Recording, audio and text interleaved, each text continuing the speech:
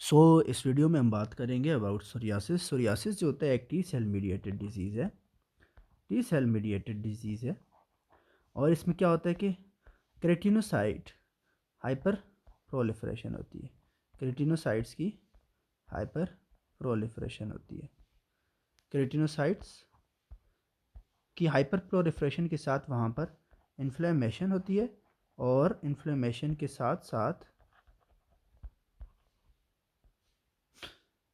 Angiogenesis होती है, यानी न्यू ब्लड वेसल फॉर्मेशन होती है। एंजियोजेनेसिस यानी सोरियासिस एक ऐसी कंडीशन है जो कि टी सेल मीडिएटेड डिजीज़ है और it is characterised by proliferation of the keratinocytes plus inflammation plus angiogenesis. अगर इसमें हम क्लिनिकल फाइंडिंग्स की बात करें तो क्लिनिकल फाइंडिंग्स में सबसे पहले आ जाता है साल्मन कलर्ड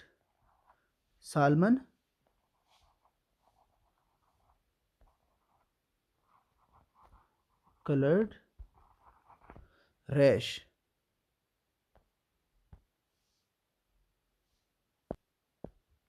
ये जो साल्मन कलर्ड रैश है जो कि आप देख सकते हैं, ये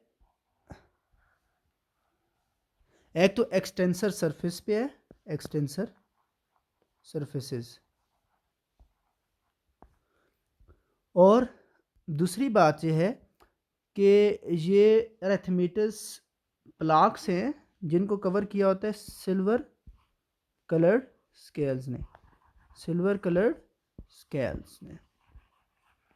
यहाँ पर दो बातें होंगी, साल्मन कलर्ड फेस जो कि एरेथमेटस प्लाक्स हैं और जिनको कवर किया होता है सिल्वर कलर स्केल्स ने, और दूसरी बात यह कि ये एक्सटेंसर सरफेसेस पे होते हैं, यानी एक्सटेंसर सरफेसेस से मुराद जैसे ये जो नी जॉइंट है इसके आगे एल्बो जॉइंट है उसके पीछे, तो ये एक्सटेंसर सरफेसेस होगी। फिर इसके साथ साथ नेल्स की भी इन्वॉल्वमेंट होती है, नेल पिटिंग होती है, नेल पिटिंग भी होती है।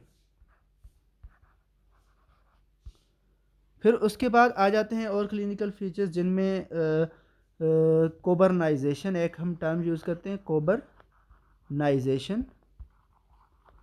कोबरनाइजेशन का मतलब है कि न्यू प्लाक्स जो बनेंगे वो उस जगह बनेंगे जहाँ पर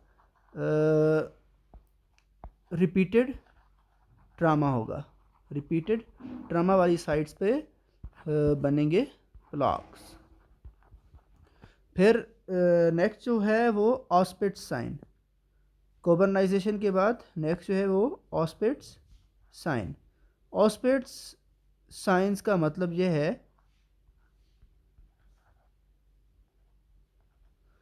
कि जब इन स्केल्स को जब रिमूव किया जाएगा, तो स्केल्स को जब रिमूव किया जाएगा तो नीचे से पिन पॉइंट ब्लीडिंग होगी, पिन पॉइंट ब्लीडिंग होगी,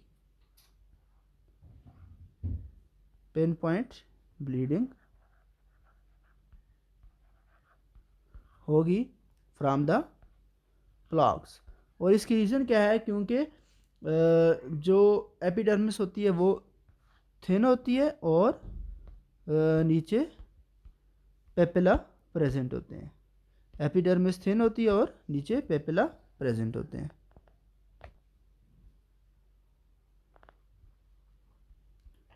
फिर नेक्स्ट बात करें तो इसकी एसोसिएशन हो सकती है आर्थराइटिस के साथ,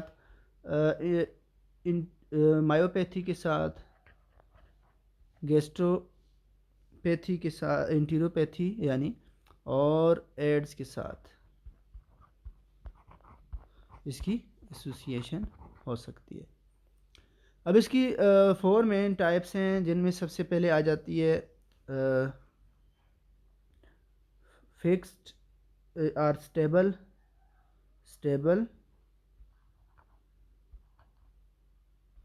प्लाक सोरियासिस जो कि मोस्ट कॉमन है, stable plaque psoriasis.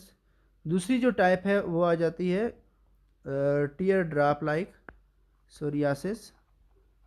Tier drop like psoriasis जो होती है ये बच्चों में होती है और ये after streptococcal infection of throat ये डेवलप होती है। फिर जो तीसरी टाइप है उसको हम कहते हैं गट्टे, इसको हम कहते हैं flexural psoriasis. Flexural psoriasis, flexural psoriasis वो है जिस नॉर्मली क्या होता है कि जो प्लाक्स होते हैं वो एक्सटेंसर सरफेसेस पे होते हैं, लेकिन यहाँ पर फ्लेक्सुरल सरफेस, फ्लेक्सर सरफेसेस पे यानी ग्राइन, नेटल क्लेफ्ट और सब मेमरी एरियाज में ये प्लाक्स बनते हैं। फिर अगर हम नेक्स्ट बात करें तो जो मोस्ट सीवियर फॉर्म्स हैं सोरियासिस की, उनको हम कहते हैं एरेथ्रोडर्मिक एंड एरेथ्रोडर्मिक एंड पस्ट्यूलर सोरियासिस। ये दोनों बहुत सीवियर फॉर्म्स हैं और एरेथ्रोडर्मिक में जो होता है 90% से ज़्यादा स्किन इन्वॉल्वमेंट हो जाती है by erythematous and scaly lesions, और पस्ट्यूलर में क्या होता है कि स्टेराइल पस्ट्यूल्स बनते हैं ऑन द एरिथमेटस बेस। और ये जो हैं ये दोनों डर्माटोलॉजिक एमरजेंसी हैं, डर्माटोलॉजिक एमरजेंसी,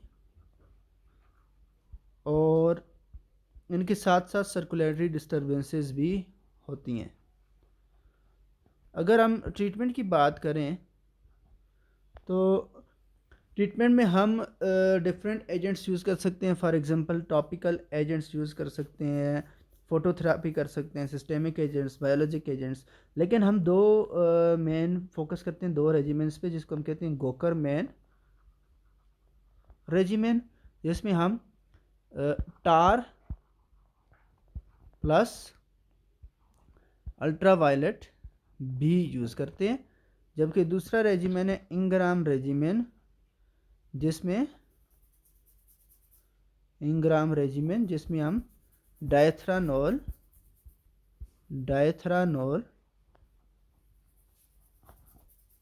प्लस अल्ट्रावायलेट भी यूज़ कर सकते हैं।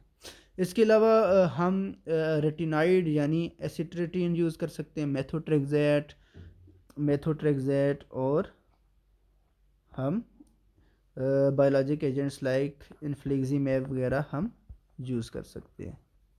So this is all about psoriasis. A quick review. Psoriasis is a T-cell mediated condition that is characterized by uh, increased proliferation of the keratinocytes, inflammation and angiogenesis. It is characterized by formation of salmon colored erythematous plaques that are covered by the silver scales and appear mostly on the extensor surfaces.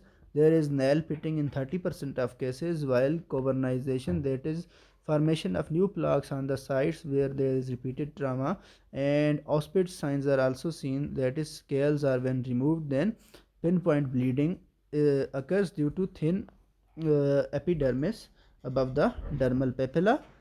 It is also associated with arthritis, AIDS, seronegative arthritis, enteropathy, myopathy, and there are five types of plaques, of which first one is called stable plaque. It is the most common form, while the other type is teardrop plaque or guttate plaque. It is mostly seen in children with streptococcal infection of throat.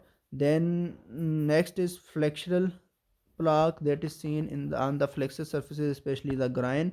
Then the most severe forms of psoriasis are erythrodermic and pustular psoriasis. Erythrodermic psoriasis is characterized by skin lesion involving more than 90% of the skin, while pustular plaque is characterized by the formation of the sterile pustules over the erythematous base. Then these both are dermatologic emergency can occur together, called von Zumbush psoriasis, and Gokar man regiment को हम use करते हैं जिसमें हम टार और ultraviolet B light देते हैं, जबकि इंग्राम रेजिमेंट में जो हम dithranol plus ultraviolet B use करते हैं। इसके अलावा हम methotrexate, infliximab, etanercept, ultraviolet A, corticosteroids, vitamin D analogues etcetera भी हम यूज़ कर सकते हैं। Thank you for watching.